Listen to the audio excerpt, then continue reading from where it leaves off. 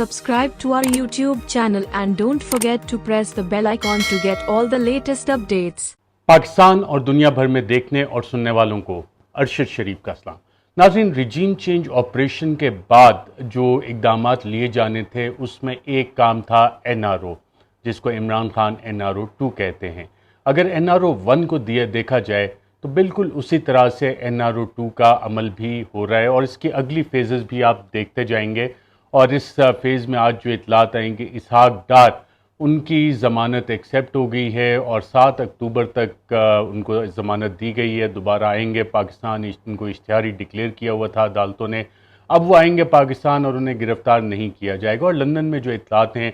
हमें यही बताया जा रहा है, मुख्तलिफ इतलात आ रही हैं, नून लीग कैंप से ये इतलात आ रही हैं कि इसहाक डार साहब को मुल्क का वज़ीर ख़जाना बनाया जाएगा। और चंद सहाफ़ी तो कह रहे हैं कि वो अमली तौर पे डिप्टी प्राइम मिनिस्टर भी होंगे, जिस तरह नवाज़ शरीफ के दौर में होते थे। साथ ही साथ नवाज़ शरीफ ने भी नाज़रीन अपने नैब तरमीमी एक्ट के बाद एहतसाब अदालत में 50 करोड़ से कम जो मालियत के केस हैं नैब तरमीमी एक्ट के बाद, उसमें भी उन्होंने अदालतों से रिलीफ मांग लिया। ये हम आपको पहले ही बता चुके हैं कि नवाज़ शरीफ का मुतालबा है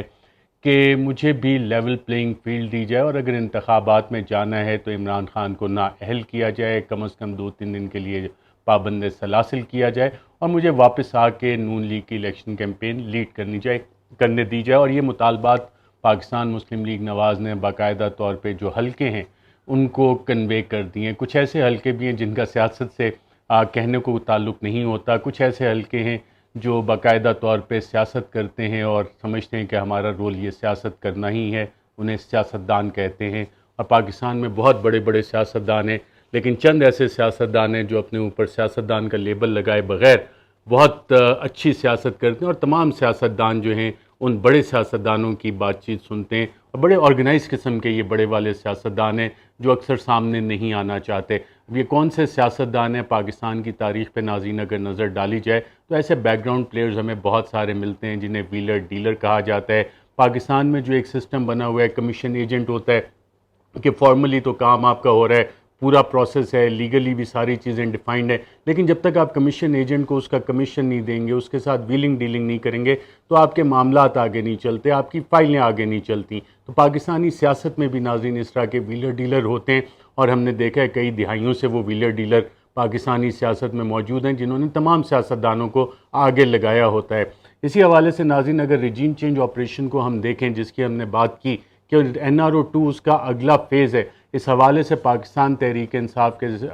के साबिक वज़ीर इत्तलात फवाद चौधरी ने आज मीडिया से बात करते हुए कहा कि 50 नहीं 150 नैब के ऐसे केसेस हैं जो कि बंद किए जा रहे हैं, जिन्हें बंद किया जाएगा। और नैब के जो नए सरबराह हैं आफ्ताब सुल्तान साहब जो पहले DG इंटेलिजेंस ब्यूरो थे, नून लीग के इंतहाई करीबी शख्सियत हैं, तो उनसे ये पूरी उम्मीद रखी जा रही है PTI के हलकों में कि वो तमाम तर रिलीफ देंगे। इस रिजीम चेंज ऑपरेशन के नाज़रीन 2 पहलू हैं, एक अंदरूनी पहलू है, एक बैरूनी पहलू है। जो बैरूनी पहलू है वो तो हमें उस केबल के हवाले से, मरासले के हवाले से, PTI के लीडरान की तकारीर से, ऑन द रिकॉर्ड स्टेटमेंट से, साबिक वज़ीर आज़म इमरान खान की बयानात से पता लगता है कि अमेरिका का मुतालबा था कि इमरान खान की हुकूमत को ख़त्म किया जाए और वोट ऑफ नो कॉन्फिडेंस से पहले का ये मरासला है और उसमें ये बाकायदा डोनाल्ड लू की तरफ से मुतालबा PTI वाले कहते हैं लिखा हुआ है, दर्ज है, लेकिन उस पर आज तक नाज़रीन तहकीकात नहीं हुई, तहकीकात को रोका गया। क्योंकि अगर तहकीकात हो जाती तो शायद ये पता लग जाता जो इमरान खान सवाल कर रहे हैं कि वज़ीर आज़म तो मैं था, तो फिर ये डोनाल्ड लू कह किसको रहा था कि इमरान खान को हटाओ, इमरान खान को हटाओगे तो फिर मामलात बेहतर होंगे। और हमने देखा कि सदर जो बाइडन जो कि माजी में भी पीपल्स पार्टी के दौर में आए और नवाज़ शरीफ साहब से भी उनकी मुलाकातें होती रही, उन्हें पाकिस्तान में इनके अदवार में मेडल्स भी दिए गए, हाईएस्ट पाकिस्तान के मेडल्स भी दिए गए। उनकी जो एडमिनिस्ट्रेशन है, जॉन कैरी जब माजी में आए थे, आसिफ जरदारी से उनकी मुलाकातें हुई रिजीम चेंज के हवाले से, हुकूमतें बनने गिराने के हवाले से, तो उस पिछली दिहाई में भी इनका किरदार था और वही एडमिनिस्ट्रेशन इस वक्त मौजूद है। और बिलावल भुट्टो के दौरे से ये बैरूनी कहानी शुरू होती थी और अब UN जनरल असम्बली की रिसेप्शन पे शहबाज शरीफ से बाइडन की मुलाकात भी हुई है। जी हाँ, वही सदर बाइडन जो इमरान खान के फ़ोन कॉल भी लेने के लिए तैयार नहीं था और फ़ॉरेन ऑफिस इस हवाले से काम करता रहा कि कुछ राब्ता उनके साथ हो जाए, लेकिन वो नहीं हुआ। अब अमेरिका पाकिस्तान के हवाले से जो स्ट्रेटजी है, जो कोल्ड वॉर एक नई दुनिया में शुरू हुई है,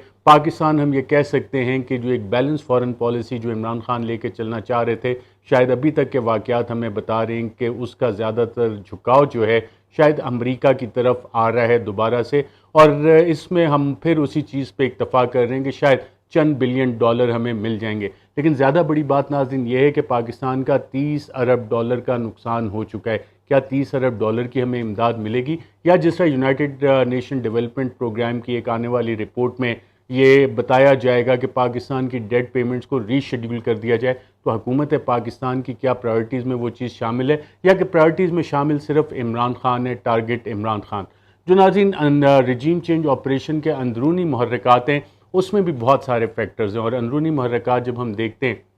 کہ NRO2 کا سلسلہ شروع کیسے ہوا۔ NRO2 کا سلسلہ ناظرین شروع ہوا ایک مشہور زمانہ پریس کانفرنس تھی مریم نواز کی 2019 میں، جس میں انہوں نے بتایا تھا کہ میرے پاس ویڈیوز ہیں، چند اہم لوگوں کی ویڈیوز ہیں، اور اگر کسی نے نیسٹی پلے کیا تو اسے لگ پتہ جائے گا۔ لیکن آج تک یہ نہیں پتہ لگ سکا کہ ویڈیوز ان کے پاس، مریم نواز کے پاس کون سی ہیں، کن کی، اور اس دور میں میں نے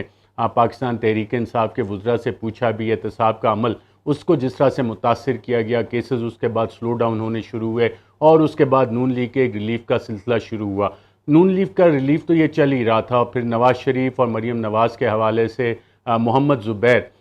بہت کارپوریٹ سیکٹر کا بھی ان کا کافی ایکسپیرینس ہے، سابق گورنر سندھ بھی رہ چکے ہیں، کافی فلوئنٹ ٹاکر بھی ہیں، تو ان کی ایک ملاقات ہوئی تھی، ایک نہیں بلکہ 2 ملاقاتیں ہوئی تھیں chief of the army staff سے، اور ان 2 ملاقاتوں میں انہوں نے معاملات کیا رکھے تھے، کئی گھنٹوں پہ طویل ملاقاتیں تھیں، کافی اچھے کھانے بھی ان ملاقاتوں میں چلے تھے، رات گئے تک یہ ملاقاتیں جاری رہی تھیں، اور ان ملاقاتوں میں جو مطالبات تھے جو محمد زبیر نے chief of the army staff general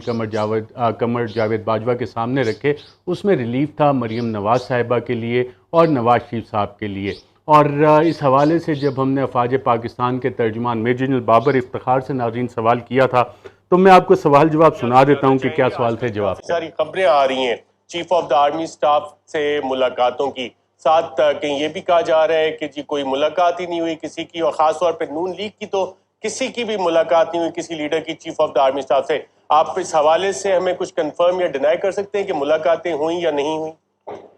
میں اس کی زیادہ ڈیٹیل میں تو نہیں جاؤں گا، مگر چیف آف آرمی سٹاف سے ملاقات کے حوالے سے میں یہ ضرور واضح کر دوں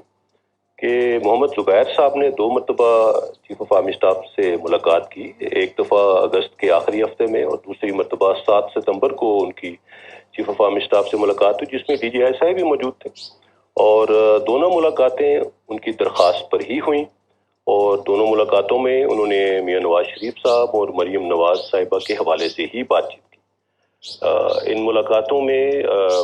جو بھی بات چیت ہوئی، آرمی چیف نے ان پہ واضح کر دیا کہ جو بھی ان کے لیگل مسائل ہیں وہ پاکستان کی عدالتوں میں حل ہوں گے، اور جو سیاسی مسائل ہیں ان کا حل پارلیمنٹ میں، ان معاملات سے فوج کو دور رکھا جائے۔ میں اس بارے میں اس سے زیادہ مزید کچھ نہیں کہنا چاہوں گا۔ جی ناظرین، یہ 23 ستمبر 2020 یعنی ایگزیکٹلی آج سے 2 سال پہلے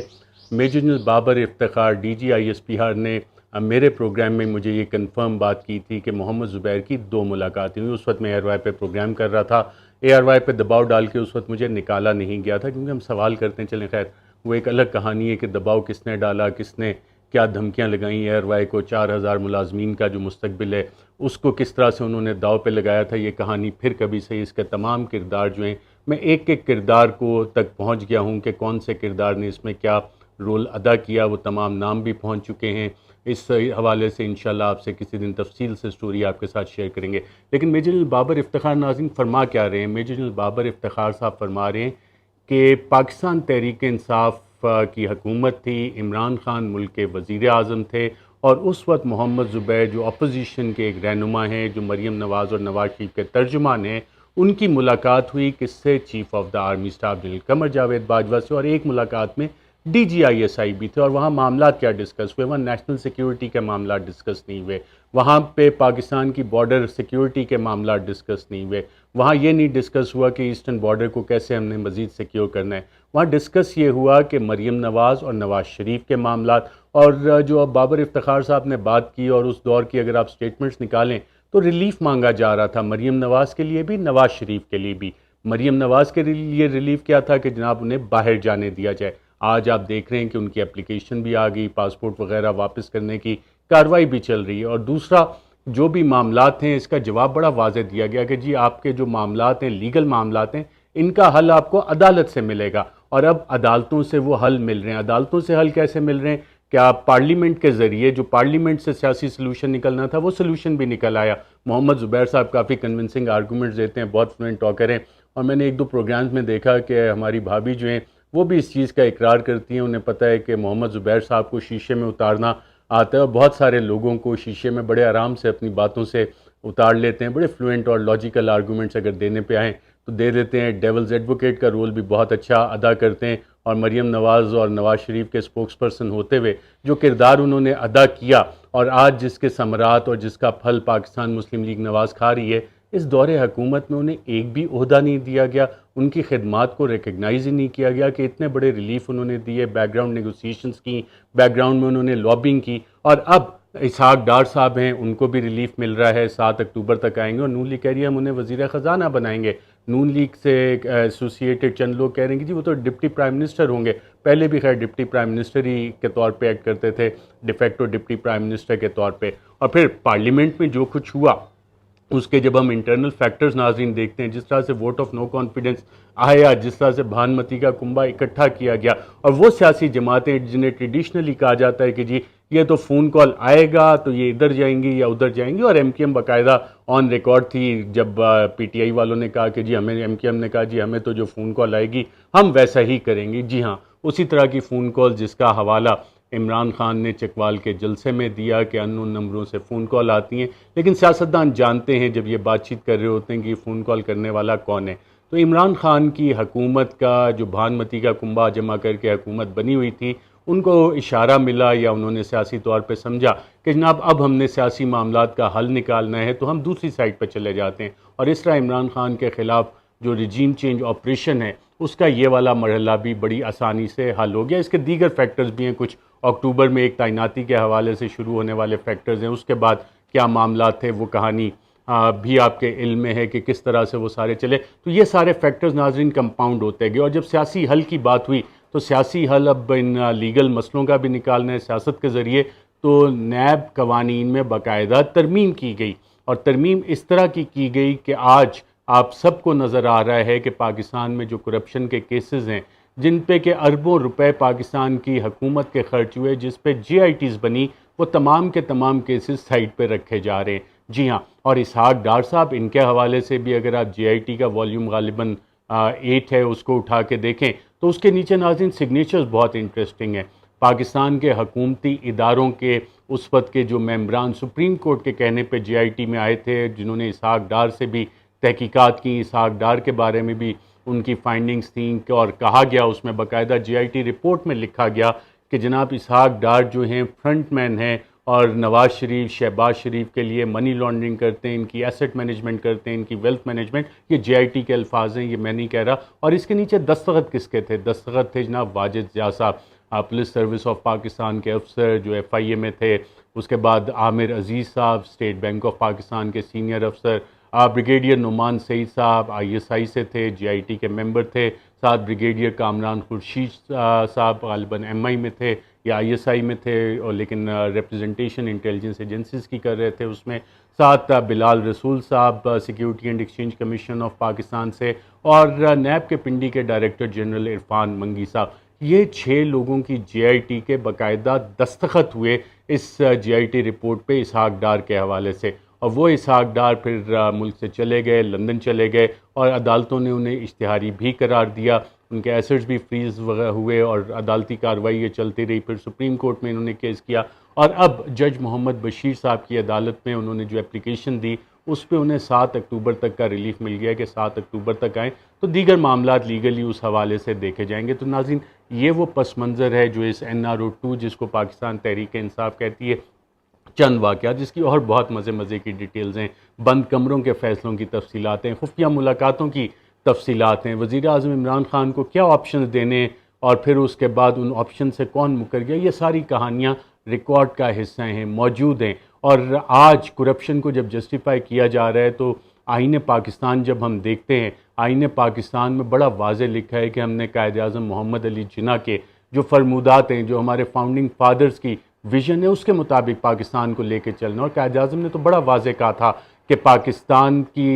پاکستانی معاشرے کے لیے کرپشن جو ہے کینسر کی حیثیت رکھتی ہے. کینسر از پاکستان کی باڈی پالیٹک کے لیے کرپشن از کینسرس، یہ قائد اعظم محمد علی جناح نے کہا تھا. اور آج جب ہم دیکھتے ہیں کہ حکومتی ادارے کیا کر رہے ہیں، پارلیمنٹ جس کی کہ آدھی تو ویلیو ویسی ختم ہو جاتی ہے کہ بہت بڑی اپوزیشن کی جماعت پارلیمنٹ میں موجود نہیں، اور پھر قانون سازی جس طرح سے کی گئی وہ ایگزیکٹلی اسی طرح تھی جس طرح جنرل مشرف کو کہا گیا کہ جناب آپ نیشنل ریکونسیلیشن آرڈیننس دے دیں، اور اس میں بھی تقریباً اس وقت ہزاروں کی تعداد میں جو کیسز تھے، مقدمے تھے، وہ ختم ہو گئے. لیکن اس وقت سپریم کورٹ آف پاکستان نے انٹروین کیا اور این آر او کو کل عدم قرار دیا. لیکن اب جو این آر او ہوا ہے نیب قوانین میں ترمیم کر کے، وہ این آر او اس وقت پاکستان میں چل رہا ہے، اور اس این آر او کے ذریعے جو کرپشن کے کیسز ہیں وہ ختم کیے جا رہے ہیں. بڑا سوال ناظرین یہ ہے کہ جو ایماندار پاکستانی ہے، جو محنتی پاکستانی ہے، جو پاکستان کے لیے اپنی جان قربان کرنا چاہتا ہے، اس کو آپ کیا میسج دے رہے ہیں؟ اس ساری چیز کو، کرپشن کو کیا پاکستان میں لیگلائز سمجھا جائے؟ جو ویلر ڈیلر پاکستان میں، آپ کسی بھی دفتر میں چلے جائیں، کہیں بھی چلے جائیں، وہ کہتے ہیں جی یہ جو کمیشن مافیا ہے، کمیشن ایجنٹ، لیگلی تو فیس پہ آپ کو ساری چیزیں نظر آ رہی ہیں کہ جی فائل نے چلنا ہے اس طرح، لیکن کمیشن ایجنٹ جو ہیں وہ جو اپنا کردار ادا کرتے ہیں اور سارے کام کرتے ہیں قانونی اور غیر قانونی، اس میں ان کا کمیشن بھی ہوتا ہے. تو یہ پاکستان میں کمیشن ایجنٹ کب تک پاکستان کو اپنے ذاتی مفادات کے لیے کرپٹ لوگوں کے ہاتھوں گروی رکھتے رہیں گے؟ پاکستان میں کب تک کرپشن پہ این آر او ملتا رہے گا؟ اور ہم اپنی آنے والی نسلوں کو کیا دے کے جا رہے ہیں؟ کیا ہمارے اتنے غازی جو اس وقت بھی ایسٹرن بارڈر پہ، ویسٹرن بارڈر پہ، جو ہماری فضائی حدود کی حفاظت کر رہے ہیں، سمندری حدود کی حفاظت کر رہے ہیں، جو ہمارے شہداء جنہوں نے پاکستان کے لیے اپنی جان دی، کیا انہوں نے اس لیے پاکستان کے لیے جان دی کہ پاکستان میں کرپشن جسٹیفائی ہو اور پاکستان کبھی ترقی نہ کر سکے؟ نہیں، انہوں نے صرف اس لیے پاکستان کے لیے اپنی جان کی قربانی دی، شہید ہوئے کہ پاکستان ترقی کرے. آج بھی ہمارے جو غازی ایسٹرن بارڈرز پہ ہیں، ویسٹرن بارڈرز پہ ہیں، فضائی حدود میں، پاکستان ایئر فورس کے، پاکستان نیوی کے، وہ اپنی جان کی بازی اسی لیے لگاتے ہیں کہ پاکستان ترقی کرے. لیکن چند ہینڈلر، چند سہولت کار، چند کمیشن ایجنٹ، وہ کرپشن سے اپنے ذاتی مفادات کی خاطر پاکستان کو داؤ پہ لگاتے رکھتے ہیں. آج کے لیے ناظرین اتنا ہی. اپنا خیال رکھیے گا، اجازت دیجیے. اللہ حافظ. Subscribe to our YouTube channel and don't forget to press the bell icon to get all the latest updates.